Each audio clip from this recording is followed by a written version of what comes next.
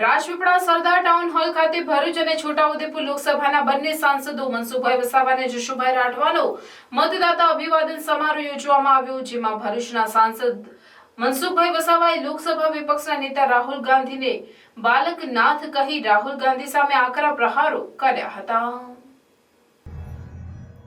મનસુખભાઈએ જણાવ્યું હતું કે વિરોધ પક્ષના નેતા તરીકે તેમની કેવી ભૂમિકા હોય અને હાઉસમાં તેમનું ભાષણ કેવું હોવું જોઈએ એ એમને ખબર નથી, તો આ લોકો દેશનું કેવી રીતે ભલું કરશે?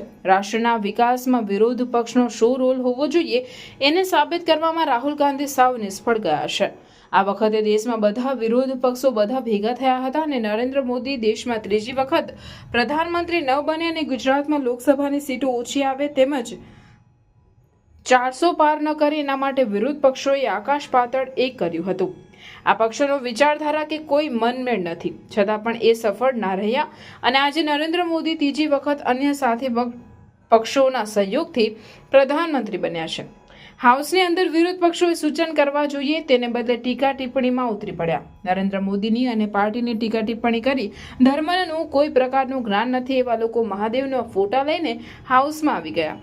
હાઉસના નિયમો મૂકીને હાઉસમાં આડેધડ બોલ્યા એમ જણાવી રાહુલ ગાંધીને આડે હાથ લીધા હતા। ચૂંટાયેલા સભ્ય કાળજી રાખવી જોઈએ, પાર્ટીના નિયમો અને સંસદના નિયમોને અવગણીને હાઉસની અંદર બોલે, આડેધડ બોલ્યા એટલે મેં કેટલાક નેતાઓને મેં આ શબ્દ બોલ્યો છું। ખાતરી કે આ લોકસભાની અંદર હા હિન્દુત્વનો કોઈ દાખલો આપી શકો, કોઈ વિચારધારે તમે વાત મૂકી શકો છો, સર્વધર્મ સંભાવનાની વાત કરી શકો છો, પણ જે પ્રકારે આજે એ રાહુલ ગાંધી બોલ્યા કોઈ એનો કોઈ નાવા નીચેનો કોઈ મેળ જ નથી ખાતો। કોઈ એ જો એ શું બોલે તે જ એમને સમજણ નથી પડી। એ તો બધા એને અલગ અલગ નામથી સંબોધન મેં પણ એને બાલક બુદ્ધિનું કહ્યું કે બાલકનાથ કહ્યું, એનામાં કોઈ સમજ શકતી નથી। હું એક સંસદ સભ્ય તરીકે આ એક મારા સાથી સંસદ સભ્યને આવું ના મારી બોલવું જોઈએ હું સ્વીકારું છું, પણ જે પ્રકારનું એને હાઉસની અંદર જે વર્તન હતું અને જે આજ વિરોધ પક્ષનો નેતા તરીકે શું બોલી શકાય એ અમને ખબર નથી।